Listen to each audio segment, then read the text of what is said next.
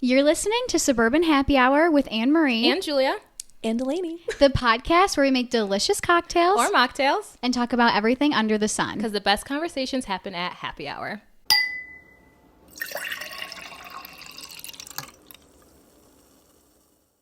Hi guys, welcome back to another episode of Suburban Happy Hour. Today we have a beautiful guest, Miss Delaney. She's incredible already. Thank you guys. Gosh, the energy Delaney has brought with her is it. Yes, exactly what we needed. You guys are too sweet to me. I'm like, thank you. I'm so happy to be here. I'm so excited. Thank you so much for being here. Thank you guys. Thank you. So a little background. I know Delaney from we're no longer coworkers, but from our serving job. And Delaney was always a ray of sunshine to work with. So as were you. Oh, thank you. Literally my rainbow on a cloudy day. Thank you. Yes, absolutely. And what Delaney has come... first let's talk about our drink. So we're doing all mocktails today. This is called a pineapple fresca. Pineapple juice, the fresca like soda, and some pineapple and raspberry.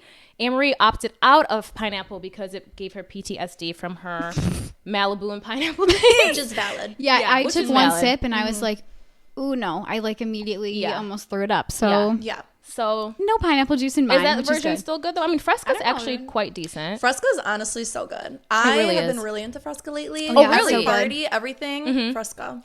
I didn't know it had 0 calories. 0. Which is And nice. it's so good. And Yeah. it's so sweet and like refreshing. I love it. Every time I drink it, I'm like, the wind's gonna blow me away. It's like my waist is like, I'm going to turn and you won't be able to she's see me. 20. Yeah. Have you had the excuse me, the seltzers?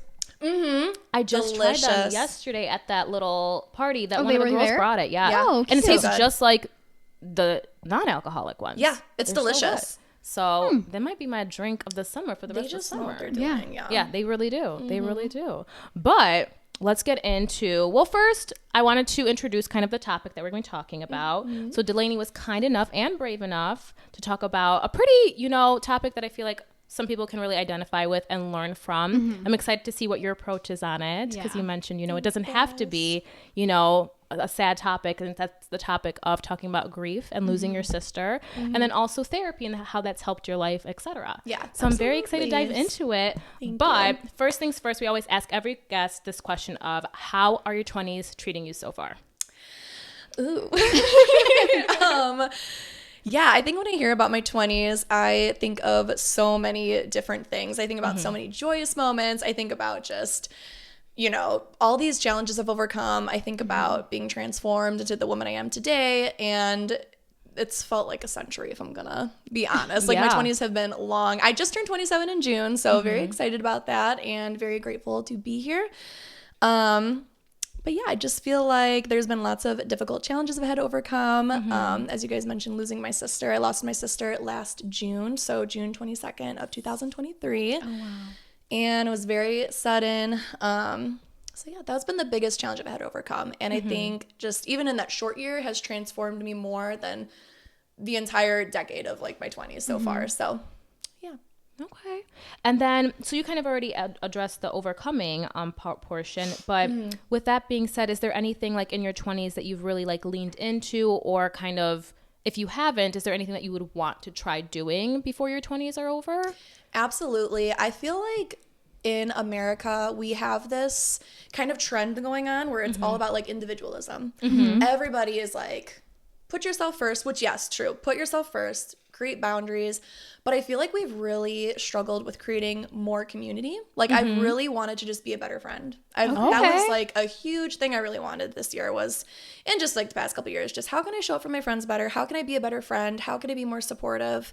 Because I feel like when you're pouring yourself into these friendships and it's getting returned to you, it's just so beautiful to have like community and like sisterhood's so important with like my girlfriends and just like having family and being close with everybody and just what does that look like in my own life? How can I better myself to show up better for other people? So that's been something I've been leaning into and just what does that look like? So yeah. That's great. I feel like those platonic relationships, especially in your 20s and even moving forward just in life in general, is so important just to keep you grounded and to have that support system there. So I really appreciate that, and I kind of feel that as well. So Yeah, it's amazing. thank you for that. Delaney, because obviously I follow you on Instagram and all that stuff. She also has, because we have such a big group of girls, so does she, and I loved seeing that. Like, it's so rare to see, because you guys have all been friends like for a while, right? Yeah, we've been friends literally since Topgolf. I think almost 10 years. Like a lot of the girls that we met and we're all friends together, which has been amazing. Yeah. So yeah, I think like valuing friendships and just treasuring the people in your life is just so important. Yeah, especially those long-term relationships, because they really know you. They've been there for the good, the bad, the ugly, you know. And that's so nice that you have like that, such a big support system. Thank you. Yeah, absolutely. I really love that so much. Okay. Do you want to dive into the main thing, Amber? Yeah. So now really kind of getting onto our topic of grief, we just kind of wanted to know a little bit more about your relationship with your sister, like all the good times that you want to share with us. Yes, thank you. My sister's name was Emily, and she was like, when I think of my sister, I just think of like somebody who was just absolutely hilarious. Like when you were around her, you couldn't help but laugh, you couldn't help but smile. And she just had this effect on people. When she walked into the room, people wanted to know her and people wanted to love her. And she was a great friend, an amazing sister. And I just have so many great memories of her just being goofy together, being silly together. Yeah. She was an exceptional singer. She was a great dancer. Oh, God, I wish I could sing. No, literally, I do. But she just was, like, when I think about our sibling relationship, I think she was just so naturally good at so many things. Like, I always had this, like, I want to be like her. Yeah. Like, I want to be like her. And I just really love the person she is. And I think a lot of people, when they were around her, really loved the way that she not only made people feel really loved, but she made people feel really liked. And I think there's like a huge difference in that. So yeah, I love talking about her. Yeah, she sounds like an amazing person that really brought a lot of life into this world. Is she your older sister or your younger sister? She's my younger sister. We were 13 years apart. Oh, wow, okay. And she was my only sister. Yeah, so I miss her every day, and love getting any chance I get to talk about her, because I feel like when we talk about the people that we love and we care about is the best way we get to carry them with us. So thank you for sharing that. So kind of going into that now, how has the loss of your sister kind of impacted your life on a daily basis? Kind of what was the process after all of that? Another big question. I would say her death was very sudden. So my sister struggled with depression for a very, very long time, and ultimately ended her life herself. So, I would say it was a huge shock, and it was very sudden. It happened 2 weeks after I got engaged, so the timing was very confusing for me at first. And I think just the thing about grief is it's so different for everyone. For me, and what my unique experience is that I was so in shock. Everything just kind of seemed to be going fine for a really long time, and it seemed like she was getting so much better and she was happier. And then just one day with her passing, it just kind of hit me all at once. And I think it's just impacted my life, where obviously besides missing her every single day, your identity just completely shifts. There's a whole part of my life that has just completely become different. And that's just been like a huge challenge. Besides just managing and like regulating emotions, like every single day like is different. Like some days are really heavy and some days are a little bit lighter with grief. I think just on an everyday impact, there's just so many different ways it's really just shifted my life. I think that kind of ties into the next question we wanted to ask is, what have been some of the most challenging aspects of your grief journey, would you say? I would say another one where there's just so many things I can think of. I would say the first thing is America is just really not great about grief. I would say if you work just a normal job, you probably have like 2 to 3 days of like bereavement. Okay. For my case, I work privately for a family, an amazing, incredible family, and they gave me 2 weeks off, which still was like, didn't feel like enough at the time, but still so incredibly amazing that I got that. I would also say that just in regards to grief, the way community works is there's other cultures out there that really celebrate grief so well and kind of come around families a lot better. And for my unique experience, we had so many people that like surrounded us. Like we had so many people that came to her funeral. Over 1,000 people came to her funeral. Oh wow! And that's so telling just to how your family is and how she is and what impact she really left on those people that she met. Yeah, absolutely. She was so incredibly loved, and so many people love her family. I think after like the hot meals left and like the phone calls and like the flowers and the cards. There is a smaller amount of people that are kind of left to kind of like check in on you and make sure how you're doing and like with your family and everything. So I would say like that has just kind of been really challenging, you know, moving forward, because the only way through grief is just through. And so just like moving forward and having like a smaller amount of people check on you has been kind of like challenging. Yeah, I feel like I've heard that. I haven't dealt with like grief that big before. I mean, I've had people pass away in my life, but not to the extent of somebody in my immediate family. But I have heard that like the grief kind of truly starts when the people start to go away, like the 2 weeks after kind of it happens and you're sitting alone kind of in your own thoughts at that point. Not to say right after it happens, it's not as bad, but that's when you really start to feel it because you're kind of losing that support from other people.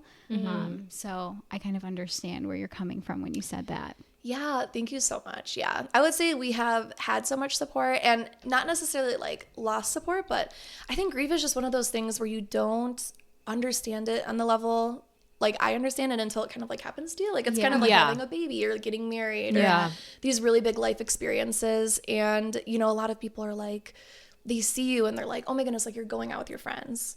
You're happy. Like you see it on social media and it's like, no. I'm like, I do have moments where I'm really happy, but I think there's a moment to like, there's moments to share with your friends how hard it is and like to be honest. And then there's moments where like you're in a grocery store and like you can't break down crying and like make people uncomfortable because grief makes people uncomfortable. And just kind of like figuring that out and navigating what that looks like. And that just, I think when like grief comes into the picture, everybody wants to fix it, but it's just something that can't be fixed. It's a chronic condition. It's never going away. And it's kind of interesting because I feel like when people, you know, maybe have a baby or maybe they get married and they're celebrating anniversaries, people aren't like, oh my goodness, like just move on. Like just move on. Like you already celebrated it. Like you already contributed to it. You already acknowledged it. When it's like, okay, but I'm going the rest of my life and I want to remember like the anniversaries. I want to remember the things about my sister. So there's just no, even though other people have kind of moved on, there's just no moving on for it in my life. That makes total sense. And then how you mentioned how, you know, some days is worse than others. Do you have ways of coping with it? Like any specific things that you like to do, you know? Yeah, definitely. Therapy has been a huge help. I have an amazing therapist and I've been seeing her for a pretty long time, a good amount of years. And she's just been such a key person in my life for surviving grief, navigating it, just like shifting family dynamics and my identity changes. The best things that's worked for me is number one, I have a relationship with God. So I go to church, I pray. That has been the number one thing that has like filled my heart and filled my cup. I exercise, I eat really well, and I hold like really strict boundaries when it comes to just the people that surround me. Okay. I'm very selective with like my community, very selective with who I spend time with and who I share things with. And just making good choices for myself and making sure that like I'm taking care of myself and, you know, doing things like that. So what kind of, I know you probably started therapy because the loss of your sister, but did you know immediately that you wanted to go to therapy, or what was that kind of process into even starting it to begin with? Yeah, definitely. So I actually was in it before. Okay. Yeah, I went to therapy originally for anxiety. I think which so many people struggle with. Like anxiety is so common. Anxiety has been out of control for me lately. Yeah, we just had somebody on previously that was talking about psychology and therapy and anxiety in your 20s and just throughout your life. So that is definitely a very prevalent thing right now. Yes, absolutely. So I just started doing that because I was anxious and I really just needed somebody to listen to me and hear me out and just somebody that was non-biased, you know, somebody that wasn't in my life. Yeah, that could just hear me from my own perspective. And I think therapy really only works the best if you're going to be super honest and just be very vulnerable. Like the more honest and vulnerable you are, the better it's going to work out for you, especially if you're like taking it and like reflecting on it. So I had been talking to my therapist for a while about my sister because during her time she was sick. There were just lots of things going on in her life that I was praying for her about. And I was ignorant and confused about choices she was making because she was depressed and just being uneducated and not understanding why certain things were happening. So I had been going to therapy for lots of different reasons with anxiety around that situation and just relationships. So it was really a huge blessing to have my therapist while my sister passed because she was already somebody I was really close to. She was somebody I trusted, and she's just been like a huge contender in like helping me navigate my grief journey. So and then when it came to choosing your therapist, we kind of asked Alondra, that was the guest we had before, how you go about choosing your therapist. Was there a specific way that did you kind of stumble upon your therapist, or did you kind of do research beforehand? I stumbled upon her. Okay. I really feel like God brought me to her. Okay. Yeah, we get along so well. She's Italian. And she literally is in Italy right now, but she is amazing. And I felt a really strong connection to her. Okay, so you felt that right away. I did. I feel like in our first initial session, I really felt it. Oh, that's awesome. So that was huge. And then I just think you get in what you put out. You know, the things you run from are going to chase you, and the things that you face will transform you. So if you are going to therapy and you're being, you know, honest in yourself and saying things like how they happen and really impacting change, as long as you have like that connection with your therapist, you are, in my opinion, going to get something out of it for sure. Okay. So your advice would be for that was one of the questions I had for you is for, you know, somebody who's considering therapy, what advice would you give? And it kind of sounds like you really got to commit to what you're doing and like really put everything out there.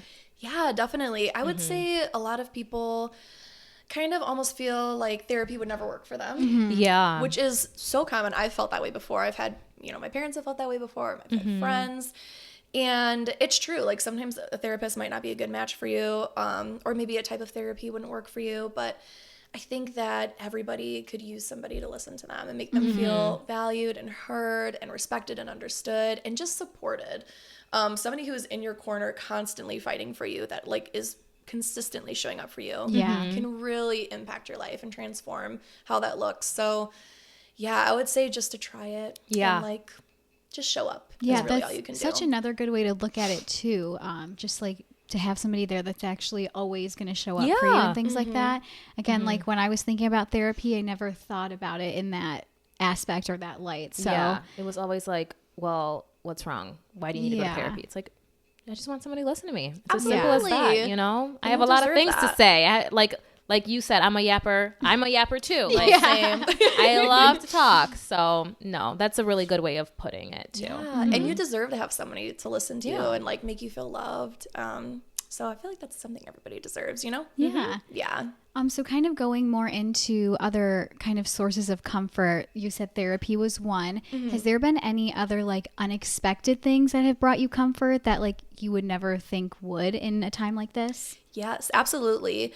Right after my sister died, I got into a church group that specified in grief therapy, but like on a group level. So this was through Willow Creek Church in Barrington, which is a pretty well-known church. Yeah, huge church. I had gone there previously, and I think they have lots of really great resources. But I just started going and was placed in a group, and I got my mom to go for a couple of sessions, which was great. And they just basically bring in, it's really great. You sit in a group with people that have had losses similar to yours. And it doesn't have to be, you know, a death of a loved one. I think loss can look like divorce, or maybe like I never thought about the loss of a job, the loss of maybe like a future goal you had for yourself that was like really devastating. It can really manifest in so many different areas. So I was placed in a group with people that had lost siblings or perhaps like a parent. And then my mom sat in a group that was specific to child loss. Okay. And that's the thing about grief that I think is like that this group taught me, is that your grief is so unique to yourself. And Emily, you know, had so many people that loved her, but she only had one sister. She only had one mother. She only had one father. And there's just so many different aspects of those relationships that are unique to the grieving person. So this group taught me so much. Willow Creek was great because they brought in speakers. Sometimes they were therapists or nurses, and sometimes there were people that just experienced loss themselves. And they taught so many great, like, research-based, evidence-backed and supported coping mechanisms. That's awesome. Yeah, ways to deal with your grief. And it was, I think, like $15 for like 6 or 8 sessions, which was really great. Oh, wow. Yeah. Very affordable, really great to the community. And I think that was the first time I met other people like me that had lost a sibling or lost somebody in their life or lost somebody to suicide, which I just had never experienced before in my life. So it made me feel less alone, because I think with grief, you feel so lonely, but you're not alone, and you're not the only one that's been through it. Yeah, I wanted to ask you, with that and having that, you know, going to support groups and having experiences, you know, with others that have gone through the same thing. I know some people are probably, depending on what stage they're at right now, that don't want to do that yet. Like if they're maybe tuning in, is there any advice that you could give to someone who is trying to support a loved one that's going through grief? Absolutely. This is really funny because I think people mean so well. And I think everybody in your life means really well, but there are definitely right things to say and there are absolutely wrong things to say. And I heard them both. And I took them in the nicest way because people really mean well. Sometimes people don't know what to say. I'll start with the bad. I think should people. There's this podcast I really like too that's really similar to you guys. They talk really, like, they specify in grief, but they bring on like different people and like, you know, question their experiences and everything. But her name is Nora McLerney, and she discusses grief, and, you know, she has a really amazing story. Like, her husband died, and then like she had a loss of a baby and a loss of her dad in like a very short span of time. And she talks about how you should people. And I think I got a lot of unwanted advice after my sister passed. You should do this, you should do that, you shouldn't do this, you shouldn't do that. When really the best thing you can do for somebody is, the only words that really matter are, I'm so sorry for your loss. How can I support you? Or how can I show up for you? And the thing that helped me most were just people that showed up and just sat quiet with me and listened. And I think I'm so lucky to have the fiance I do, because he is just such an incredible man. From the start, he really didn't know what to do. And he really would just say, like, I'm here for you. I love you. I'm listening. Whatever you need. He would just sit with me and just let me cry, let me talk, take me places, you know, to do fun things together. But he really just was there to support me and listen. And I think that's the best thing you can do for someone who's grieving, is to just show up and listen. That's really good advice, because I know I wouldn't really know what to do. I know. I'm always looking for, like, how can I best help this person? But then I usually go that route of ending up like trying to give them advice on it or something. And it's like, no, that's really not what they need. I feel like everyone can agree with that in some aspect. Just like be there for me, just be around me and just sit there with me. So I can definitely learn from that as well. Oh my goodness, same. There's probably been so many times I've said something that I didn't mean to say, or I was supposed to go off in a different way, and I wouldn't have known until this experience happened to me myself. And if you had said stuff in the past, you are absolutely not a bad person. You know, you are just trying to be so helpful. But I think we just immediately want to, like, put grief in a box and kind of like put it away. Like, we want to fix it. We want to help the people that are in pain, when really grief is just like a life sentence. And like I said before, it's like chronic, and all you can really do is just show up and be with people and just love them through it the best you can. So that's really good advice. Thank you. I definitely learned something right here. Now. With that. I did want to ask though, kind of going back to your relationship with God, did you have a relationship with God before you even lost your sister, or did it kind of start after, when you were looking for ways to cope with the loss? Yeah, absolutely. I definitely had a relationship with Christ before my sister passed away. I gave my life to Christ back in 2016, and really decided to live my life for Jesus. And yeah, I would say God has just shaped me into the person I am in so many ways. And it's been a huge part of grief. I feel like grief is really hard and it looks different for everybody, but I think just any difficult thing in life, believing in something bigger than yourself is so important. Yeah. I agree. Yeah. Looks different for everybody, but for me it is Jesus. And Jesus really was like my firm foundation in this whole experience. Like I really feel like I don't know what I would have done if I didn't have the relationship I do with God. Because my belief is one day I will be reunited with my sister again. And I have hope that, you know, we will get to meet each other again and be with each other. So I live my life, trying to live my life worth having a story to tell her about when I do see her again. So that's just been that's so special. Yeah, just It just gave me chills. Oh, that one.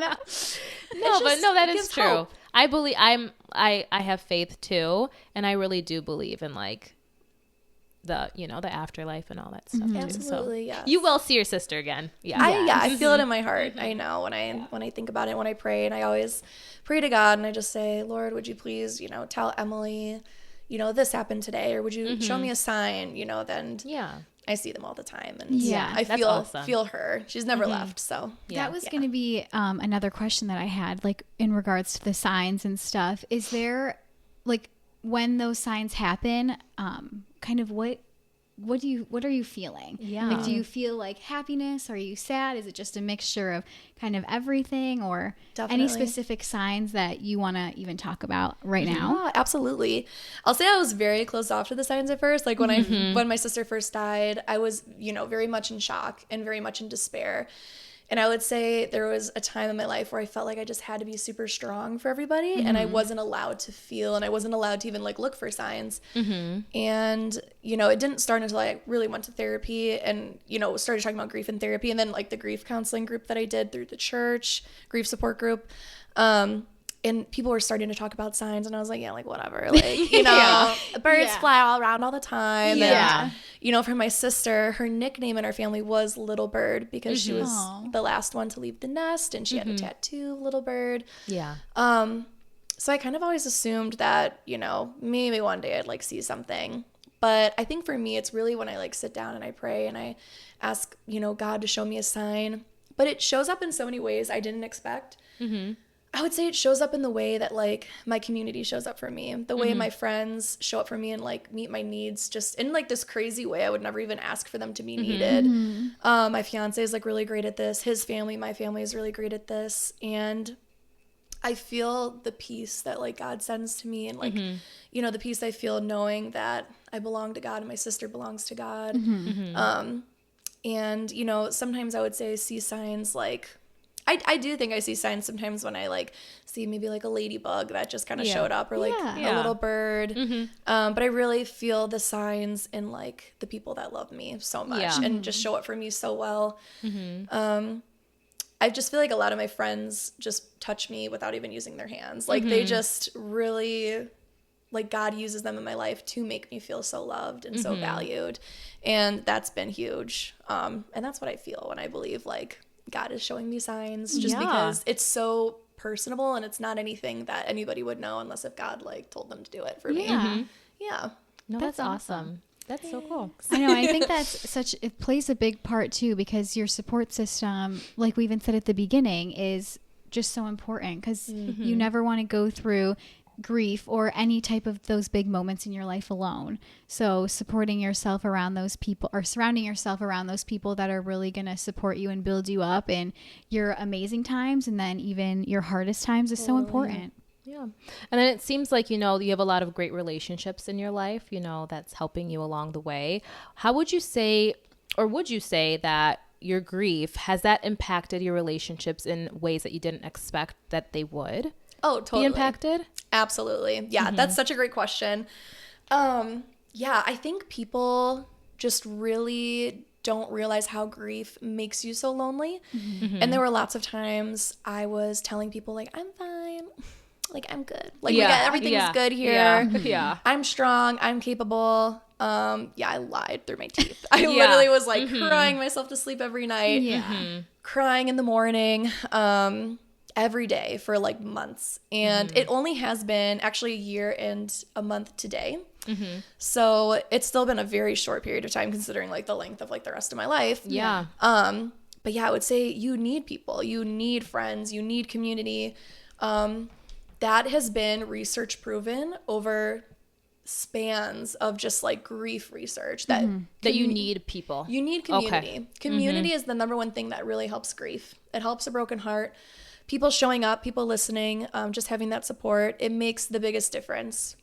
I really thought I could like out exercise grief. I thought I could run away from it. I thought I could eat super great. I thought I could sleep it away. Thought I could run from it and just not talk about it. Yeah. And it only came back harder. Yeah, but really, I feel like that's how people in their 20s and outside of their 20s kind of handle grief. They don't want to quote unquote burden anybody around them. Yeah. So they just try to keep it in. But absolutely, as you're saying, like like you said, you can't do that. Yeah, and I feel like grief is such like how I like the example backtracking to like your wedding anniversary. Like everybody's so excited to like celebrate a birthday or a wedding anniversary or whatever it is, a milestone or whatever it is, like every year. But then like why can't it be like the same thing, with grief? Like why kind of push it to the side? I feel like it's such a not even taboo, but it's just I guess it's harder. Yeah. It's a harder thing to talk about. Absolutely. Yeah. That is such a good point. Yeah, both of those are such great points. Yeah, grief is just so uncomfortable, and I think the right people in your life will be okay sitting in that. Yeah. 100%. You gotta have the right people for everything, Absolutely. Yeah. That really goes back to the community. Yeah. It's really all that totally through every aspect. Oh my goodness, the people I've met through church, my girlfriends from like Topgolf, the people I work for are phenomenal. Like they have been great community to me. So I would say just I'm surrounded by so much love. I'm great. Not worthy of it, but I'm like so grateful. Like God like has blessed me with it. And it's made the biggest difference. So yeah. Okay. And then this is kind of I guess not shifting gears, but how do you balance remembering your sister with moving forward in your own life? For example, like you're about to get married next year and whatever it may be, whatever next steps you're going to be taking. How do you, I guess, do that, Yeah. Taking a deep breath. This has no alcohol in it. You're good. Yeah, that's so tricky. I feel like remembering my sister,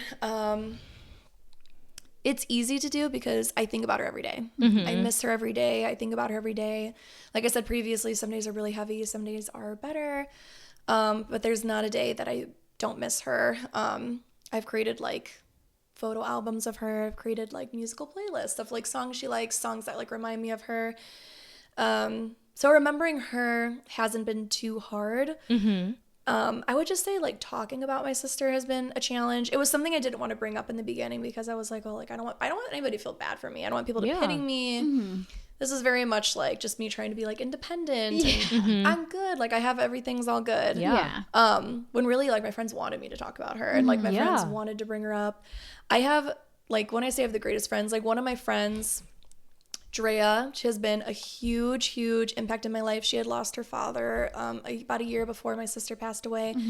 And just the way she showed up for me was like phenomenal and like asking about Emily, talking about Emily on like a regular basis. My friend Michaela went on my Facebook and like got all of these pictures of my sister and created a scrapbook for me. Oh my gosh, that's amazing. Yeah, one of my best friends, Mackenzie, has been like phenomenal, and like my fiance's family, his like sister-in-law and sister have been really great to me, and just like I just have all these friends that the way they show up for me has been just so great, and the fact that they talk about my sister, and like I said previously, when you talk about them, it's kind of a way to hold on to them and like keep their memory here, keep their memory alive. So I would say that's like definitely one of the things I do. And then I just do things she loved. I watched the movies we used to love together. I listened to the songs we used to listen to together. Just spending time with like my parents, my aunts, uncles, grandparents, and just spending time with like the people that make me feel close to her, make her feel close to me. So that's awesome. Yeah. So you don't have to share this, but I'm kind of wondering, how has this loss and this grief kind of impacted the dynamic of your family? Yeah. So I come from the strongest family ever. My parents are phenomenal people. I think I just grew up feeling like the baddest in the world. Like my parents made me feel so confident, so amazing. The way they loved on her family has been incredible. So when you do come from a strong family like that, and when you do have, like, they have so many friends, such great support, you know, yes, like, our family dynamic has shifted a lot. And I think there's no way it couldn't have shifted, because we lost a huge part of our family. Of course. And I identify so close with my family. So I definitely would say there's always a part of me that's, like, worrying about my parents and, like, worrying about my grandparents and, like, my aunts and uncles, cousins, that kind of thing. And, you know, I take on a lot of responsibility. And I did at the beginning, which wasn't my responsibility to take on, but always worrying, like, how people are doing and, like, how can I help? How can I support my parents? When really the best advice I could give to a first-time griever is just to, like, put yourself first and worry about yourself. You don't have to be strong. You don't have to show up for everybody else. You can show up for yourself, and other people will show up for you that can support you during that time. But yeah, I would say my family just will never recover and will never be the same. There will always be a part of it missing, and home doesn't feel like the home it used to be. And like I said, I still have so much hope. I believe in God. I know that my sister is with Jesus and she's happy and she's at peace. But there's always parts of grief that feel like anger, sadness, not at her, but just at the situation, that I just wish she could be here with me. I wish she could experience my wedding with me and like having kids in the future. And I have to remember her for longer than I knew her. And that's a very hard concept for me. And my family has to do the same. So it shifted in a lot of ways, and it has brought us closer together in a lot of ways. We talk about things that we didn't talk about before. And I just think my parents are doing such a great job. Like, just to highlight them, they've been so strong and so phenomenal. And they're just two amazing, resilient people that love their family fiercely. Yeah. And I think if we didn't have that, we probably would have shattered a long time ago. Yeah. But because the people my parents are, they kept us grounded. And having strong parents is important. Like, choosing the right partner, all of that, so important. Yeah. I mean, that's even so evident. I've literally just met her maybe an hour ago. And as soon as she walked through the door, I'm not even kidding. Like, I looked at Julia, I was like, I love this already. Like, this is insane. You just feel like all of that energy and that just everything just radiates off of you. So it's you guys just too. amazing. You guys are the sweetest people. It's because, you know, we bounce off the each other. The vibes are all here. No, but truly. And the way you're talking about this, it's just like, obviously it's hard, and I'm understanding that very clearly, but it's okay at the same time. Like, you cope with it the best you can. You find people that can love you, love on you, most importantly too. Yeah. And one day at a time, you know? Absolutely. Yeah, definitely. So different for everybody. And yeah, I think it's just like okay to not be okay, and it's okay to like sit with your grief and be like, it is what it is. And you know, for the longest time, people would be like, how are you? And I'd be like, great. But there's, you know, back to Nora McLerney, like that podcast I listened to, she literally has a whole segment called, how are you doing? Terrible, thanks for asking. And I think that's so true. Like, you know, and that's okay. It's okay to be like so honest. And yeah.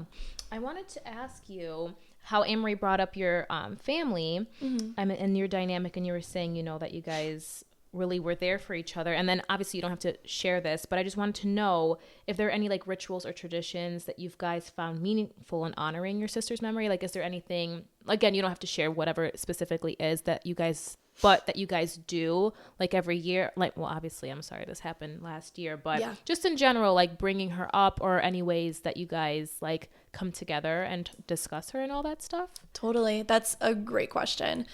I would say right now it's still a little too soon for us to be doing anything. Actually, the first year for us, we canceled every holiday. Okay. Like, we canceled every holiday. We didn't get together. It was just what worked best for our family at the time. You know, I still saw my grandparents and saw my aunt, but my parents just chose that it was best for them to not celebrate. And I think that was such a brave choice on their part. That is, Yeah, because so many people kind of are expected to show up. And my parents have never been like that. My parents have never been super forceful of like, you have to do this, you have to do that. Like, they've really always been so supportive, and like, if this is what's going to benefit you, you do that. Yeah. So this was really my reciprocation to that, to be like, okay, like, if this is going to benefit you, you do that too. So just like supporting them through that. I would say something is my fiance's tried creating a lot of really sweet traditions. He took me to a lantern festival, which was really, really sweet. And we were able to kind of talk about like remembering my sister and what that looked like, new goals in the future and how to kind of like incorporate her. Like what is, you know, honoring her on our wedding day gonna look like? How about honoring her in our household? So yeah, it still looks different. You know, my dad and mom go to her grave every week. I try to get out there every single week, but my, like, without a fail, like, they go every single week, if not multiple times a week. We always put, like, fresh flowers out there. I like to go and sit and, like, light a candle and sometimes and, you know, just see her. And I really didn't, actually, when I would go visit my sister, I wouldn't really say anything for the longest time at her grave because for me, I'm like, oh, like, she's up with Jesus in heaven. And I didn't really know what to say. And, like, for the first time ever on her birthday out loud, I was like, oh, you know, like, happy birthday, Emily. I love you. So I'm hoping in the future that kind of like transforms into different ways of like honoring her in the future. Yeah. And I'm sorry, that was kind of, I just realized insensitive because this no, just you are not, no, you are not insensitive at all. You could literally never offend me. You could call me, you could say you're stupid as a brick. And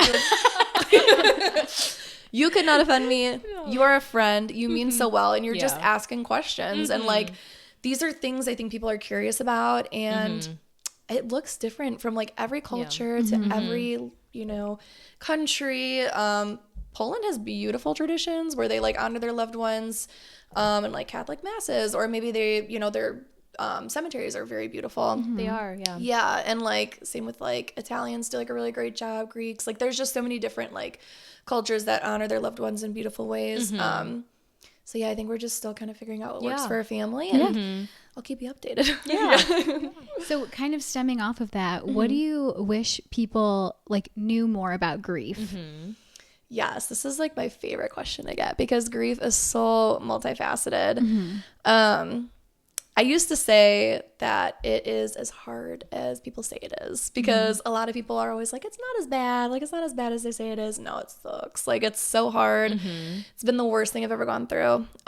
Some days feel absolutely devastating and like I'm dying, genuinely. Or like I'm swimming and I can't take my clothes off. And, you know, some days feel like I just miss my sister, but, you know, tolerable. But grief is just so unique to every single person, and it's so multifaceted, and it's just, you know, it's a reflection of the love you have for that person. And I said this in my sister's eulogy because it's so true, and this is like a very common phrase we hear, but like grief is love left behind.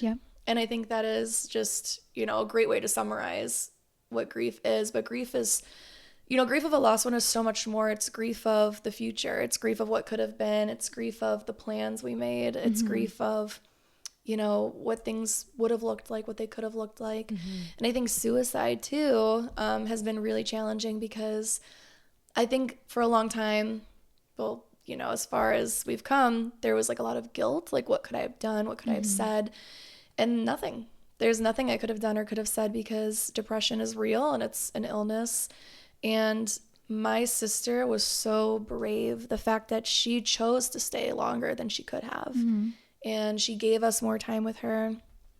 And she was just such a resilient person. And she was dealing with her own grief and her own pain. Like, I can't think of anything braver than to, like, stay for longer than you could have made it. So I would just say grief is just so different for everybody. And it's also not a unique experience. It happens to everybody. I mean, like the people you love, not to sound morbid, but have a 100% chance of dying. It's just a part of life. Sometimes it happens sooner. Sometimes it happens later. And yeah, there's just no moving forward with grief. There's only through. So yeah, that's what I would say. When you first got here, when we were talking about this topic and how we were going to kind of go about things, you said that you can also find joy in grief. And I thought that was really beautiful. So can you just like talk about how you even do that? Because I feel like when people hear the word grief, it's just like all this sadness and everything. Totally. But how can you still find that joy when you are grieving? Yeah, absolutely. It's really hard to do at first. And it's definitely not anything I would recommend saying to somebody who like lost somebody, like the joy that's going to come from them. And I know that's not what you're saying, but people told me that and I would be like, okay. Obviously people mean so well, but I would say the joy comes from bringing people closer together. Something that was really funny is like when my sister passed and at her wake, the pastor that led it was like, oh, you know, Emily would be so happy that everybody got the day off today. You know, like things like that where it's like, as hard as it is and as much as I miss my sister here, like I know she's still here with me, and like there's joy in, I get to know like a lot of the people I don't think I would have met unless if this had happened, like some of like her best friends, a lot of her coworkers, the way that they spoke about her, like, you know, just past friendships, like the fact that, you know, I got to hear from over 1,000 people that came to her funeral, you know, that brought me a lot of joy to know how loved she is and will always be. There's joy, like I said, in like the community that like shows up for you, and there's joy, there's like glimpses of joy getting each day, like spending time with my family, getting to talk about like fun memories with my sister.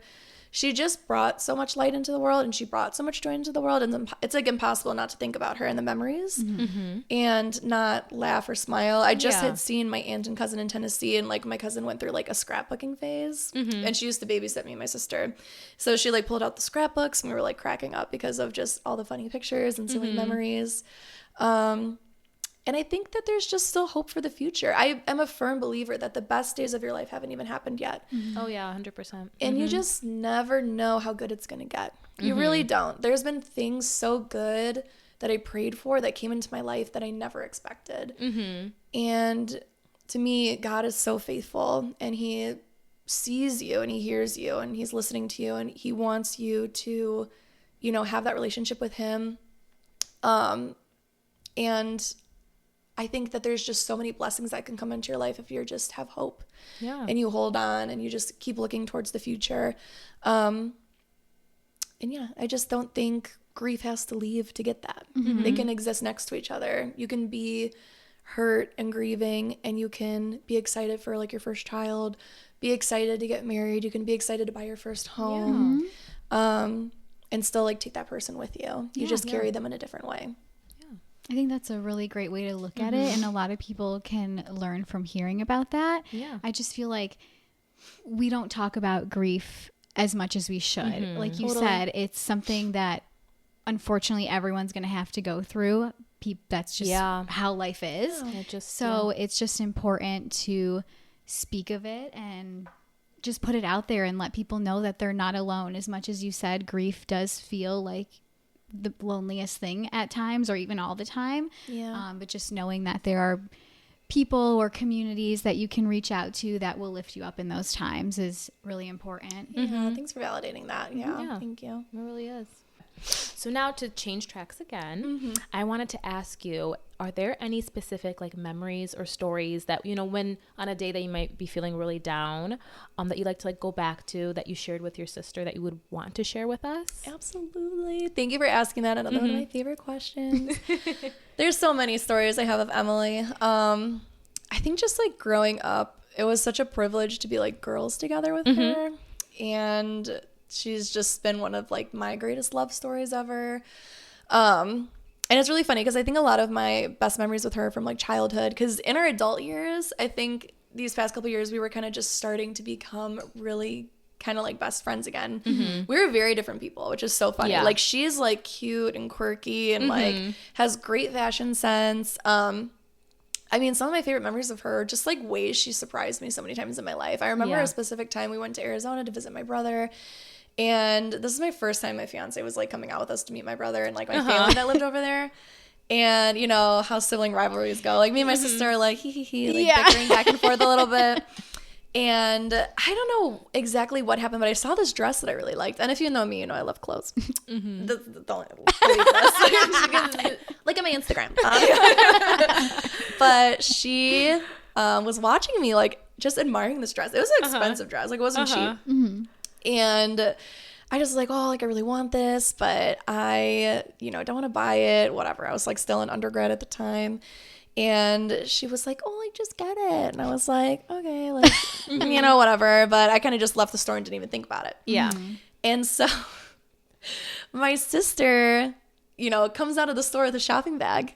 And I was like, what did you get? You know, like, what's in there? Yeah. And she pulls out the dress. And I was like, my first thought's like, this little, she got the dress before I could. Yeah. And she goes, no, like, I bought it for you. Oh, That's so nice. Yeah. I was just like, even my fiance was like, oh. It was just so, she, like, when I say she touched people without using her hands, and like, she just saw parts of people. Like, she knew how to like make people happy and connect with them. Like, such a small memory I have, but like so impactful in my life. Yeah.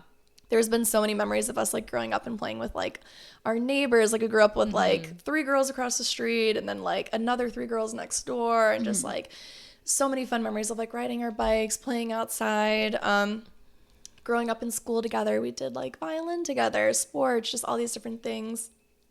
And just remembering her and the type of person she was always like singing at the top of her lungs, and we would like sing together. You mentioned that she was a singer, right? Yeah, literally loved awesome. to sing. And she's just, I loved watching her perform. Like, she did like show choir and musicals. Oh, nice. Like, her talent okay. was endless. Like, she just was so talented. And yeah, I just think remembering her and remembering those like happy memories are so easy to do. And she's just like one of the most resilient people I know. And yeah, I think I'll just like always remember her in that sense of just somebody who knew how to light up a room and just told the funniest stories. Yeah. And she always gave people like really funny nicknames, like very personal. Yeah, I could yap on forever about her, but That's awesome. Yeah, I would say just times that she just touched the deepest parts of my soul. I like always like hold on to those memories. Yeah. Well, thank you so much for sharing. Yeah, thank you so much for listening. Of course. Well, that ends like our questions that we had for you, but is there anything else you would like to share that we didn't get to touch on about your grief process or anything related to that? I would just say that once again, like, grief is just such a unique experience. It looks different for everybody, and how you feel is completely okay. You don't have to be strong for anybody. You don't have to be strong for your families. And once again, like, I'm speaking from somebody who doesn't have children. I'm sure this is a very different experience for people that maybe have kids and maybe a spouse died or like a parent died. But yeah, I would just say, you know, sibling loss is kind of labeled as the forgotten like griever because it's very overlooked. And I think that was something I really struggled with, is not feeling like my grief was valid because like my parents were grieving a child, or, you know, my sister had a boyfriend and like he was grieving her. But your loss and your feelings are valid. They're real. They're accepted. And there is hope for a future where you can grieve and still live a life of fulfillment. And that grief really is love. It is the love that we have and we hold on to. And to grieve, in my opinion, is a privilege. Means you loved with your whole heart. You loved very deeply. And I mean, it's a sappy quote. Well, I'm a sappy girl. One of my favorite quotes is from Winnie the Pooh, where he says, "How lucky am I to have something so special that it's hard to say goodbye to." And I think that's just something that if you are lucky enough to have that and you're lucky enough to hold on to that, you're very lucky to have something that had so much love in it that you get to love. So, yeah, it's a privilege to grieve, and you just hold on to it. And it's the price we pay for love at the end of the day. So, yeah. Well, thank you so much again for just sharing everything about your grief and your sister. Like I said, she seems just like the most beautiful person, a ray of sunshine. And I feel like we can really, like I said, feel that energy through you. So I feel that although she's not physically here, she is still living through you. And you do such a beautiful job of even talking about her and telling her story. And Thank you. It really is. It was amazing to hear everything from you. So Thanks so much. we greatly appreciate you being Very here and being much so, open and honest to You even guys are so great. talk to us. Yes, you guys are wonderful. Thank you so much for having me. And I like love that you said that, and like not to yap anymore, but I feel like keep going. I had another question too for you. Oh, perfect. But, yeah. I was just gonna say, like, I feel like if you've loved me, you've loved her. Yeah. Because there's just so much about me that I feel like I've learned from her, and there's like parts of me that are her, and like, while we were really different people, like our souls recognized each other in so many different ways. So thank you for saying that. That's such an honor to like have that told to me. So Of course. So this is kind of like going way back, and this is just kind of, I was curious, when you first started going to your grief groups and having them bring in these people, whether it be, you know, you said like psychologists would come in and stuff, would it, because I'm not an analytical person, but I know some people are, you know, when you said that they would like bring up data and things like that, did that help you kind of like realize like the numbers and like so many people are going through this and like this is totally normal to feel this way, or like the reaction that you're having is supported by XYZ? Did that help you, or was it kind of just like you were hearing it and it was... Yeah, no, that's an excellent question. I would say yes, it helped me tremendously. There were so many things about grief I didn't know. The way that it changes your brain, you know, psychology wise, it changes your body in a physiological level. There's so many different things. Like when I was going through grief, I was really struggling with like memory loss, like huge gaps in my memory. Oh, really? Wow. Yes. Okay. Not sleeping well, terrible nightmares, really struggling with like overeating, undereating. I had chest pains constantly. Like it was rough. I was exhausted all the time. Yeah, like physiologically, grief changes your body and it like constantly puts you in like this stressful fight, flight, and I think the next one is like freeze. Like that just changed recently. But yeah, just like that has been a huge aspect psychologically wise. Just trauma like completely shapes your brain, you know, and changes the way you think. I for a very long time and still do have anxiety about like another loved one of mine passing away suddenly, and it's something I think about often. You know, I fiercely love my friends because of it, because I'm like, okay, like I have to do this because just so they know like I love them, and you know, I hold really high standards in the way I like treat people, but ultimately like they gave you so many great coping mechanisms. Like one of my favorite ones was intentional grieving and shoeboxing. So these are two psychology proven effects of, or like ways to help with grief. So the first one, intentional grieving, there were literally times of the day where just to get through the day, I literally had to set a timer and just cry. Okay. And it would be before work. I had like, I still do it today. Like I have a whole process where in the morning I would wake up at like 4 a.m. It was just what worked for me. On my way to the gym, I would cry. I would get a really good workout in. I would like lift heavy weights and like listen to my music, and it was very therapeutic to me. And then I had like a 40 minute commute to work. I would cry again. I would just get it all out. I would listen to music that reminded me of my sister. I would listen to like worship music that reminded me God is with me. I would get to work and I'd be fine. Like you power through. There's just certain things you have to compartmentalize to show up for your daily tasks, like having a job, or maybe like if you have kids.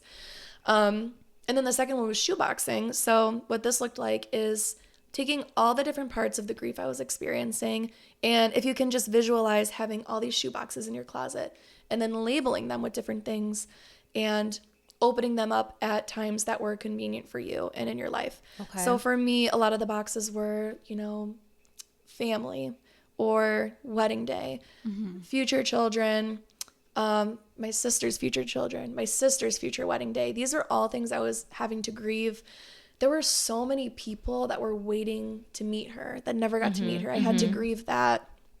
And I think shoeboxing was just a way where I could be sitting at home and I would be thinking like, wow, like I can't believe my sister isn't like a bridesmaid at my wedding, or I can't believe I can't call my sister right now. I can't believe I can't send her a funny video that like reminded me of her. Just these things we take for granted every single day. And I would kind of, you know, visually take that shoebox down, cry, grieve, you know, and other great tools they gave us were like journaling is really great, getting into music, just different ways of like artistic expression that really help with grieving. But that was like another really great tool that I used that really just kind of helped me manage my emotions and be able to function just on a regular basis. So yeah, that group was really, really great. Yeah, it sounds really like really amazing. And especially with how you said that you need community, like how that's scientifically proven that you just do need people, because obviously you had your methods at first that you were using, but you would never know these things, I feel like, until you open yourself up to whatever it may be, not even with grief, but I just feel like, for example, like the whole therapy, like I'm actually meeting with a therapist tomorrow. I love that. So, that's amazing. I'm so proud of you. Thank you. But no, I think it's just, there's things you just won't ever learn on your own kind of thing, you know? Totally. I've learned so much from you guys just sitting here. And like, that's what you need community for. I'm first of all so proud of you for like trying that. That's so brave. Yeah. Like, We'll just see to how try it goes. that. Yeah. Well, I'll be praying for you that it goes really well. Thank you. Yeah. That's amazing. But so true what you guys said. Like, you need community to learn and like, just like diversity and like different points of view. It can just change your life. Yeah. Yeah. Thank you. I was just wondering how that helped you. And it seems like they really gave you so many resources. That's awesome. Thank you for asking that. No, that's so sweet. Yeah. And I also think just for people that are listening to this and aren't going through the grieving process, what they can kind of take away is exactly what you just said about the shoeboxing. I feel like people that haven't been through a great amount of grief like this don't realize all the things that people going through it are thinking about, like how you said, I would have never sister's thought future about all wedding that. day, like all of these things. Like when I would think about grief, even before this moment, I would just say like, oh, they lost this person in their life. And yes, that is absolutely terrible. But they lost the person that was physically there, but they also lost their future with that person. And I really never took that into consideration until this moment right now. So thank you for sharing that and bringing light to that, because that is something that people that, again, aren't going through the grieving process can definitely resonate with and learn from listening to this. So thank you so much for validating that and saying that. It was something I didn't even know before too, until you kind of sit down and you're like, oh my goodness, like what's next? Like what's next? What does this look like? And just, you know, I feel like a lot of people describe grief as like a journey, but for me, I've really understood it more as like a language. Like when you learn a new language, like you try to become fluent in it. Like there's always different things you're learning about, like a culture, and like grief is just so multifaceted, and you're just constantly learning about like this new aspect of your life and this new identity you're taking on.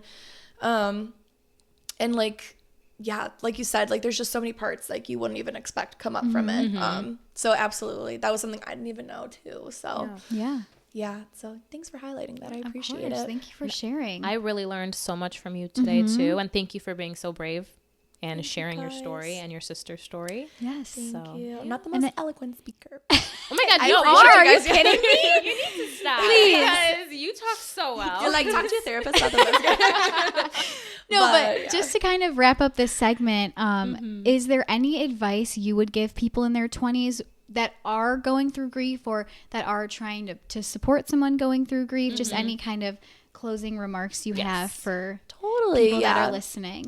Thank you for giving me the space to talk about that. For anybody navigating their 20s that are trying to support somebody through grief, the most important thing you can do is show up and listen, be present. You know, seeing how you can support people, you can always ask, like, how can I best support you? Sometimes it's space. Sometimes it's sitting with somebody and turning on a movie and not even saying anything, and maybe like pausing the movie and crying for a second and then turning it back on. Maybe it's just going for a walk. Whatever it is that for that person, just show up and be present.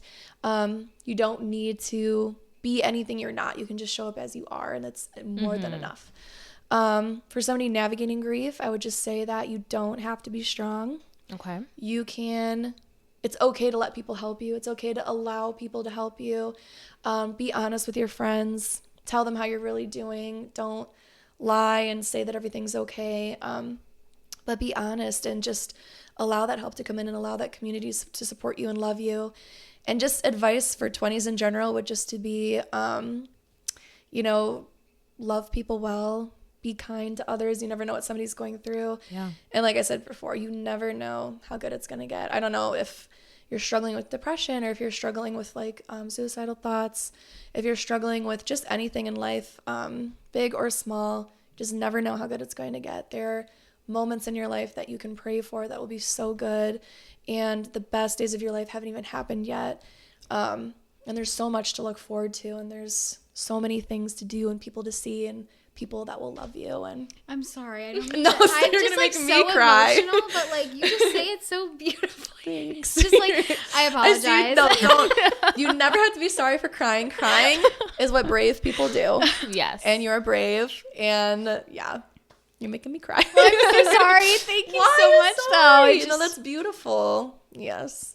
Well, I really, really enjoyed this conversation. Yeah, me too. And it was, guys, I feel so heard. So truthfully, one of my favorite ones so far. Sorry to all of it. I'm just kidding. But no, it really was. I feel like I truly learned so much from hearing you and hearing your story. So I just appreciate you coming on and talking with us today. Yeah. Thank you guys. And thank you for talking about a topic that's hard, you know, because not everybody could come up here, or just in general. It doesn't have to be in front of a camera, whatever. It's just, it is something hard, and you make it seem like it's okay, you know? Yeah. Thank you guys so much for listening, for giving me the space, for validating my experiences. What you guys do is so amazing, and like you're impacting so many people's lives. And you're showing people what it looks like to be like amazing listeners that like ask the right questions. And I think that's so like fruitful for like the society we live in, and just you guys are doing something that's so purposeful and intentional, and you're making a difference. So that's huge. Thank you. Well, thank you. Yeah. So thank you guys for giving me space. Of course, anytime. Well, this is like a segment that we haven't been the best. Moving on to the new segment, it's called Boozy Banter, and we haven't been the best because whatever. But I actually have a topic. Mocktails.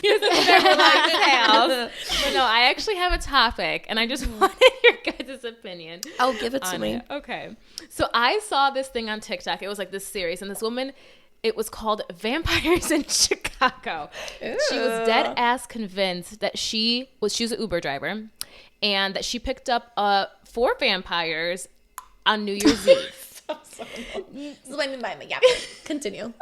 And she's so convinced that she picked up these 4 vampires on New Year's Eve and took them like from this venue or whatever, picked them up and dropped them off at her car. And the way she was just describing it and just talking about like how the car, like the temperature like dropped, how they were like just so pale. Like she was like, the way she was describing it, I fucking believed her. I was like, there is vampires, and this woman met vampires. Ooh.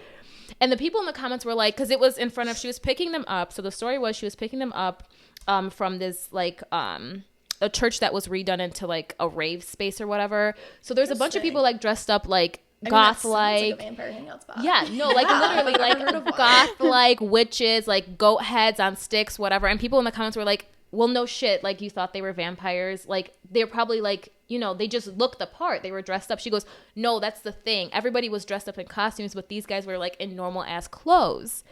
And then they were dressed actually very well, right? Like the and then yes, like, and people were saying that they were there at the rave because rave people are so accepting, and they wouldn't care if they had to like feed on them and stuff. And she had this whole fucking story, and she's like, I'm 100% convinced that until they come on here, like the 4 guys that she saw come on here and like debunk this, like they were vampires. And she said like she could hear them in her thoughts and all this stuff. And I'm like, girl, the way you're talking about this was like a 3-part series. I was like so convinced. So either way, you think it's true. You're convinced. I just wanted to get your opinion, like just in general. Do you guys think vampires are real? Because I do. I don't know. I really do. I don't know. Yeah. Follow that? Yeah. Do you think vampires in the sense of like pop culture, like what we see in the movies, or do you think vampires? Because I have seen, you know, like documentaries and like YouTube channels where they talk about people who believe they're vampires and they drink blood in small amounts, and they like wear contacts and fangs. Which one are you talking about? I'm talking about like what we've seen, like not like people so, like, thinking, real, but like so like from Twilight. Yeah, like I don't know. No, because there's no judgment here. There's no judgment. I know, that's why I'm opening it up, because the way she was talking, I'm like, I believe you. But I personally no. I I would maybe like to believe that there were, like that really would be cool, but I don't think that. I think there's something. I think there's like some science. Yeah. Because for the longest time, I thought mermaids were real, and I was like, oh, like, you know, Ariel's out there, whatever. And I watched like a whole documentary about how like that can't be true. Like mermaids would have to be like blubbery, and like they would like not look how they are, and like I would say for me, I don't believe in vampires. Just being like, church is great. No, I don't believe in vampires personally, but I respect that you do. Okay. I could understand why. Yeah, I just want them to be real. That's like maybe I don't get bit up over here. Are you like? You're like, I'm trying to turn into one. I don't know. I just want something crazy to happen. You always say that. She always says I always say that. Like just something like aliens, something. I just want something crazy to happen. Something supernatural. Yeah, but that's not in my lifetime, I don't think. But yeah, so that was my boozy banter. She really got me convinced. I need to check back on her story because she keeps posting something every other day. Yeah. Anyways, you guys have anything? No, not to top that. I mean, Jesus and his miracles. He did do miracles, but maybe not vampires. No, I don't know about the vampires. And then you and your group do a lot of traveling. I just wanted to ask before we wrap up: are you guys doing anything? Thanks for saying that. Yeah. So really exciting. My cousin and aunt planned me like a mini family-only bachelorette in Italy and Germany, which is really great. Yeah. Wait, when are you going to Germany? Probably like the last week of May. Oh, nice. Okay. Are you going? We're going to Germany, but we're going in fall. We're going this year. But oh my God, I'm going to Germany twice. Yeah. So awesome. Coming along. Yeah, no, we're going in Germany.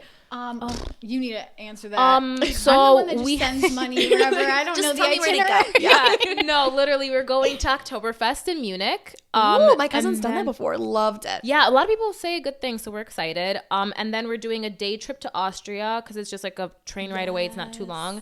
And then we're wrapping it up in Amsterdam. And I know one of the big things that we're doing is Anne Frank because this girl's obsessed with Anne Frank. So we're going to go see her the house. History behind. Absolutely. I love history. I keep saying she's obsessed with I Anne know. Frank, It's just making it sound weird. I just like the history. Like, I'm sorry. Even when we went to Italy, I like sense. those tours and stuff. Yeah. Like, yeah. just learning more about the first time culture. in Italy and Germany? Yes. Oh, this is so exciting. Very exciting. You're going to love it. Yeah. Do you know what, Wait. like, is it the destinations there a surprise, or do you know kind of where you're going? It's very new. Like, this was just something we kind of like decided on a couple weeks ago. Oh, wow. Okay. Literally when I got back from Tennessee. So my cousin lived in Florence for some time, and then she has like a friend in Naples and family and stuff. So probably Florence and Naples. That's and then, perfect. Yeah, my aunt's cousin owns a winery in Germany. I don't know what city. Ooh. But that's cool. we were gonna do like a wine tour kind of thing because we did a wine tour in Tennessee. Mm-hmm. So we were gonna pick like all the women in Patrick's family and then like the women in my family and like yeah. all of us Awesome. go together. The thing is, Patrick has a cousin getting married in Poland the last week of May, so I'm like, maybe I can do it all and go to Poland. That would be Have incredible. you been to Poland yet? No. Oh my God, you're gonna love it. I Poland's an wanna underrated. Go to Poland. I keep saying that every time. Shout your out asses to PJ. Poland. Yes. Shout out Martha. Shout out Angelica. Oh yes. All Shout the out Polish Patrick's family. queens. Oh my gosh. Shout No. out Julia. So wait, where's your family from in Poland again? So we are from a little village called Polanka Wielka, which is I would say about an hour's drive south of Kraków. Yeah, that's right by Wieleczka, where the salt mines are. Yeah. Yes, exactly. I've been there before. Okay. So Look at me. yeah, but no, Poland, you're gonna love it. She is beautiful, a beautiful country. I can't wait. I'm so excited. That's so exciting. I hope you have the best time. Are you Yes. doing Thank you. a bachelorette party then with your friends too, or just the family? I think we'll do something here just for the day.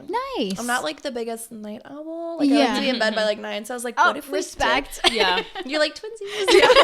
I like to. So we're gonna do something probably starting at like 10 or 11 a.m. and go to like 9, and then maybe like a night in a hotel. Perfect. But just like a day in the city. Do like a fun slumber party at the end of Yeah, it. that's I so feel nice. like bachelorette parties have gone crazy. Yeah, bachelorette culture I feel like has gotten out of hand sometimes, but you know, People are like, oh, we're going to Dubai. Pack your bags. It's like, oh shit. I hope you have money for a camel ride. Like, it's insane. Like, in this economy, yeah. Yeah. I cannot. Wait, I wanted to ask about the hot air balloon. Oh, That looks yes. so. Air balloon? Yeah, in Arizona. In Such a Arizona. celebrity. I'm like, so I excited. I went through your Instagram. Oh my goodness, thank you. Yeah, it was amazing. Yeah, it looked so pretty. They did like the sunrise or sunset. What was it? Sunrise. Yeah, it was Oh my super early. gosh. 2 of our friends, Min and Stephanie, literally were like out all night. Came home and we were like, we're leaving. We're going. Yeah. Get in the car. Yeah. Yeah. And literally went. But it was amazing. It was such a beautiful experience. I'm scared of heights. So I literally Yeah. was up there and I was like, wow. Yeah. Because it's literally just like you're in a box. You are in And the you're box. Like, Not hooked to anything, right? No. See, I went on a hot air balloon, but it was tethered to the ground. I just went Where? up and down.